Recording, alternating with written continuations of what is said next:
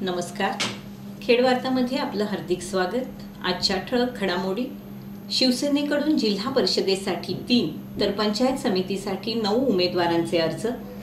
जगबुडी नदीवरील भरणे बंधाऱ्याच्या पुनर्बांधणीला सुरुवात. 5 फेब्रुवारी रोजी ज्येष्ठ नागरिक संघाच्या सदस्यांसाठी मोफत आरोग्य तपासणी शिबिर आणि JCI खेड मार्फत रोटरी स्कूलमध्ये एकात्मता दिन साजरा. आज दिनांक 2 फेब्रुवारी 2017 रोजी रोटरी इंग्लिश मीडियम स्कूलमध्ये JCI क्लब खेड मार्फत एकात्मता दिन साजरा करण्यात आला. यावेळी JCI क्लब खेडचे अध्यक्ष JC अमोल क्षीरसागर, अमोल मोरे, दीपक नलावडे, संकेत अपिष्टे, अमोल दळवी हे उपस्थित होते. शाळेच्या मुख्याध्यापिका प्रीती नायर, उपमुख्याध्यापिका भूमिता पटेल यांच्या हस्ते त्यांचं स्वागत करण्यात आलं. भारत हा विविधतेने नटलेला देश आहे. देशाच्या विविध भागात राहणाऱ्या लोकांची संस्कृती वेगवेगळी आहे, परंतु देशातील सर्व लोक हे एकात्मकतेच्या धाग्यांमध्ये एकत्र गुंफलेले आहेत. ही एकात्मकता अबाधित ठेवण्याच्या दृष्टीनं 2 फेब्रुवारी 2017 हा दिवस एकात्मता दिन म्हणून साजरा करण्यात येतो. या दिनाचं औचित्य साधून रोटरी इंग्लिश मीडियम स्कूलमधील विद्यार्थ्यांना एकात्मतेची शपथ देण्यात आली. यामध्ये सर्व विद्यार्थी सहभागी झाले. शाळेमध्ये, घरामध्ये, समाजामध्ये एकता नांदण्यासाठी यावेळी मार्गदर्शन करण्यात आलं. कार्यक्रमाचं सूत्रसंचालन वैजनाथ कांबळे यांनी केलं. संस्थेचे चेअरमन बिपिनदादा पाटणे, शालेय व्यवस्थापन समितीचे अध्यक्ष डॉक्टर अनिल जोशी, शाळेच्या मुख्याध्यापिका प्रीती नायर, उपमुख्याध्यापिका भूमिता पटेल, सर्व शिक्षक, शिक्षकेतर कर्मचाऱ्यांनी एकात्मता दिनाच्या सर्वांना शुभेच्छा दिल्या. ज्ञानदीप विद्यामंदिर बोरज येथील इयत्ता 11वी विज्ञान शाखेतील एकूण 37 विद्यार्थी कॅम्ब्रिज विद्यापीठाच्या PET या परीक्षेत उत्कृष्ट गुणांनी उत्तीर्ण झाले.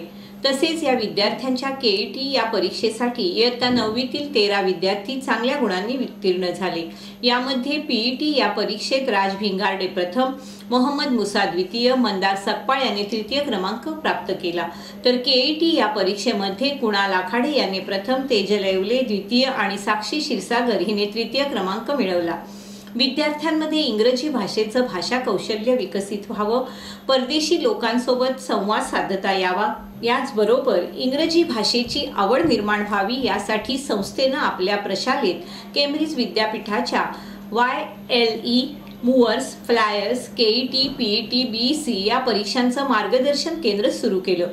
विद्यार्थ्यांच्या या विविध परीक्षांच्या यशाचा आढावा घेऊन केम्ब्रिज विद्यापीठानं ज्ञानदीप विद्यासंकुलचा उत्कृष्ट मार्गदर्शन केंद्र म्हणून गौरव केला.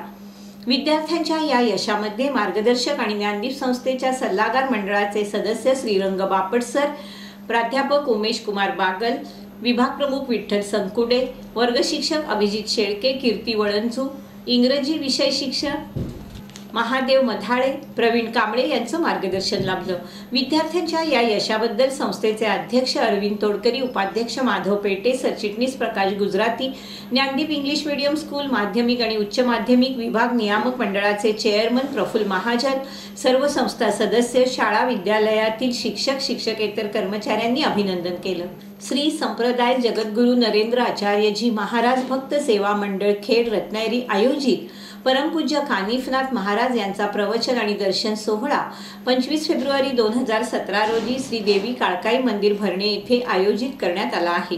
अध्यात्म, विज्ञान, व्यवहार या त्रिसूत्रीच्या आधारे आपलं जीवन कसं आनंदानं जगता येईल, जगद्गुरू श्रींच्या शिकवणीप्रमाणे तुम्ही जगा, दुसऱ्याला जगवा, तसेच आपल्या सर्व समाजातील बांधवांना दिशा देण्याचं कार्य जगद्गुरू नरेंद्र आचार्यजी महाराज नाणीजधाम येथून पूर्ण विश्वासानं करत आहेत. सदर प्रवचन आणि दर्शन सोहळा काळकाई मंदिर भरणे सभागृह येथे संपन्न होणार आहे. त्याची पूर्वतयारी जगद्गुरू श्री नरेंद्र आचार्यजी महाराज भक्त सेवा मंडळ खेड हे करणार आहेत. त्यांची सभा 28 जानेवारी 2017 रोजी काळकाई मंदिर भरणे येथे संपन्न झाली. संप्रदायाचे तालुका सेवा अध्यक्ष दत्तात्रय वामन मोरे यांच्या अध्यक्षतेखाली ही सभा झाली. खेड तालुक्यातील ऑनलाईन संत संघातील सर्व पदाधिकारी, गुरुबंधू, गुरुभगिनी बहुसंख्येनं यावेळी उपस्थित होते. जिल्हा परिषद पूर्व प्राथमिक शाळा उधळे खुर्द मध्ये प्रजासत्ताक दिनी डिजिटल रूमचं उद्घाटन मोठ्या उत्साहात संपन्न झालं. प्रसिद्ध उद्योजक आणि समाजसेवक श्री सुयशजी पाष्टे, श्री राम समर्थ डेव्हलपर्स वेरळ यांच्या हस्ते श्रीफळ वाढवून डिजिटल रूमचं उद्घाटन करण्यात आलं. सदर उद्घाटन समयी श्री समर्थ कृपा डेव्हलपर्सचे मंगेशजी शिबे, विस्तार अधिकारी नवनाथ कुचेकर, कळवणी केंद्राचे केंद्रीय प्रमुख संजय दरेकर, शाळा व्यवस्थापन समितीचे अध्यक्ष भागुराम लंबाडे, शांताराम शिबे, यशवंत शिबे, सर्व पुरुष आणि महिला सदस्य, ग्रामस्थ आणि शिक्षक उपस्थित होते। श्री सुयशजी पाष्टे यांनी आपल्या गावातील या मातृशाळेला प्रोजेक्ट, प्रिंटर, कॉम्प्युटर, स्पीकर्स आदी वस्तुरूपात देणगी आणि रोख रक्कम अशी 90,000ची देणगी दिली।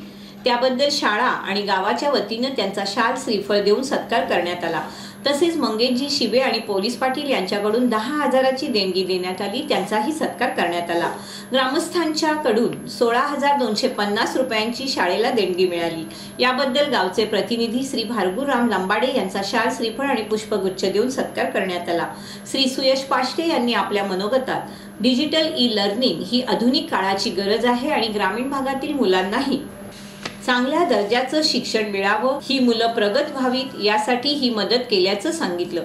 शाळेतील शिक्षक विनोद कांबळे यांनी डिजिटल स्क्रीनवर पीपीटी दाखवून छान प्रेझेंटेशन दिलं। डिजिटल रूमचा प्रोजेक्टरचा मुलांच्या अध्यापनात कसा वापर होईल हे सांगून शैक्षणिक व्हिडिओ दाखवून सर्वांना खुश केलं। डिजिटल रूम, शैक्षणिक उठाव आणि आजच्या कार्यक्रमाच्या यशस्वीतेसाठी शाळेतील शिक्षक ज्योतिबा पाटील, शिवाजी पाटील, विनोद कांबळे, संगीता मोहिते आदींचं सहकार्य लाभलं। जिल्हा परिषद आणि पंचायत समिती निवडणुकींच्या रिंगणात असलेल्या शिवसेनेच्या 12 उमेदवारांनी अर्ज दाखल केले। यामध्ये जिल्हा परिषदेसाठी 3 आणि पंचायत समितीसाठी 9 उमेदवारांचा समावेश आहे। उमेदवारी अर्ज करण्यासाठी आलेल्या उमेदवारांसोबत भगवे झेंडे घेतलेले शिवसैनिक मोठ्या प्रमाणात असल्याने प्रांताधिकारी कार्यालय परिसरात भगवं वादळ पाहायला मिळालं। जिल्हा परिषद आणि पंचायत समितीच्या निवडणुका 21 फेब्रुवारी रोजी होत आहेत। या निवडणुकीत विरोधकांना नेस्तनाबूत करून खेड तालुक्यावर भगवा फडकवण्याचा निर्धार येथील शिवसैनिकांनी केला आहे। बुधवारी उमेदवारांची अंतिम यादी जिल्हा संपर्क प्रमुख विजय कदम यांनी जाहीर केल्यावर आज लगेचच शिवसेनेच्या जिल्हा परिषदेच्या 3 आणि पंचायत समितीच्या 9 उमेदवारांनी वाजत गाजत मिरवणुकीने येऊन प्रांताधिकारी कार्यालयात उमेदवारी अर्ज दाखल केले। आज दाखल करण्यात आलेल्या उमेदवारी अर्जांमध्ये जिल्हा परिषदेसाठी चंद्रकांत कदम, स्वप्नाली पाटणे आणि सुप्रिया पवार यांचा, तर पंचायत समितीसाठी विजय कदम, अनिता खेराडे, मुग्धा भोसले, भाग्यश्री बेलोसे, अपर्णा नक्षे, गणेश मोरे, राजेंद्र कदम, मोहसिन अलवी, संजय आमरे यांचा समावेश आहे।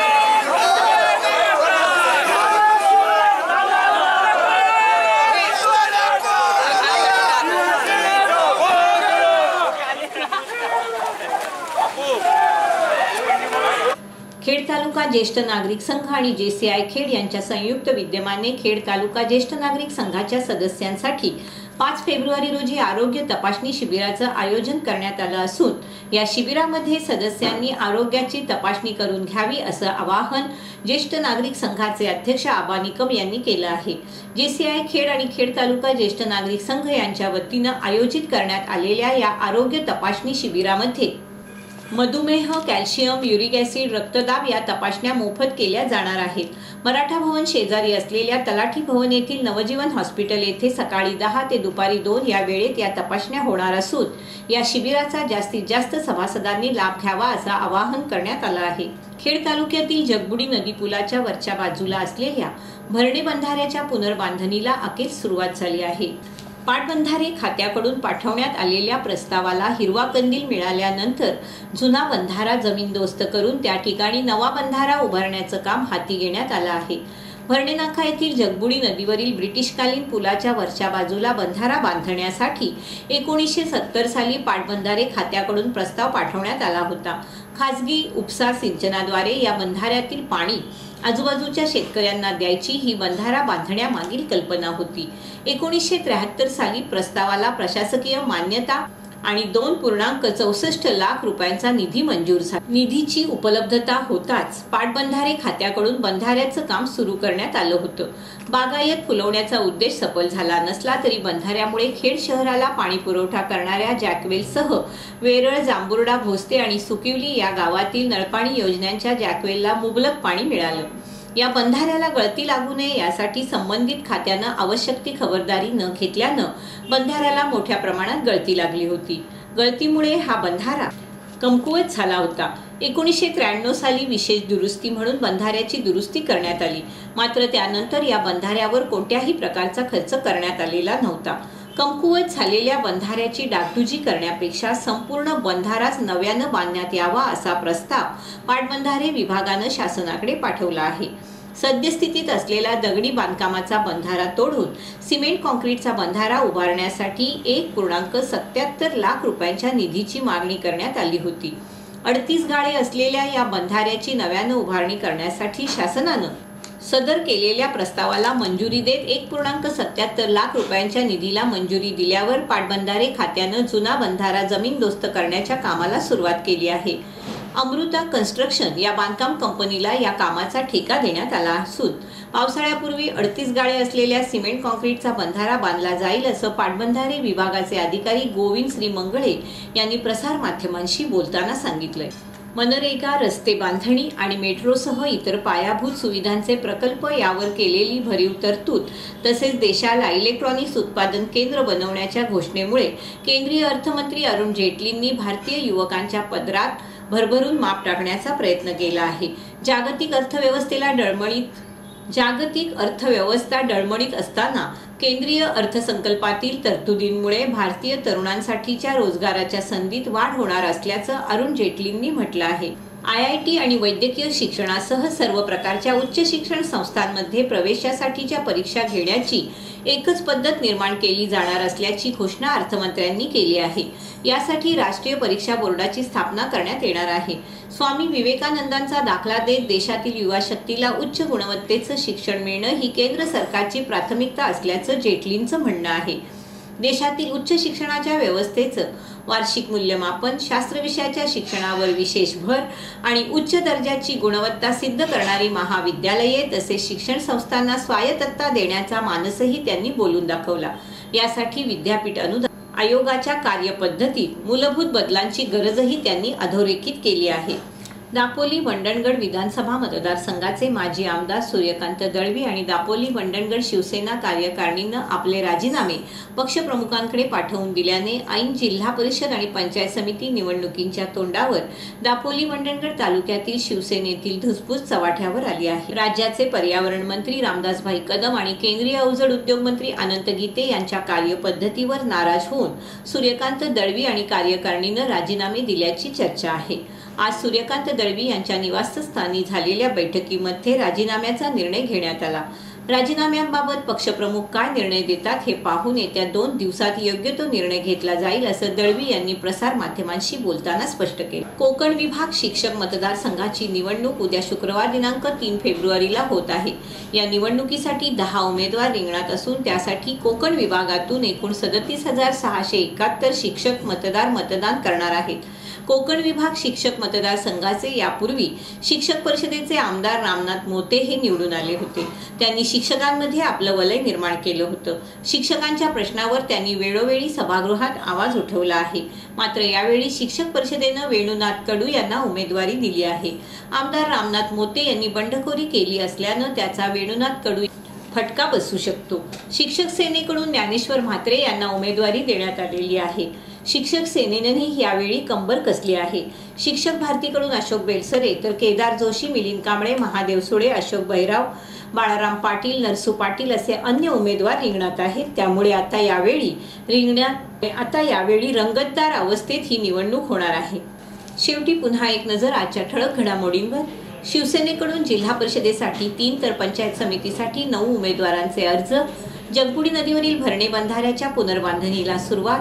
5 फेब्रुवारी रोजी ज्येष्ठ नागरिक संघाच्या सदस्यांसाठी मोफत आरोग्य तपासणी शिबिर आणि JCI खेडमार्फत रोटरी स्कूलमध्ये एकात्मता दिन साजरा। याचबरोबर खेडवार्ता संपल्या। धन्यवाद।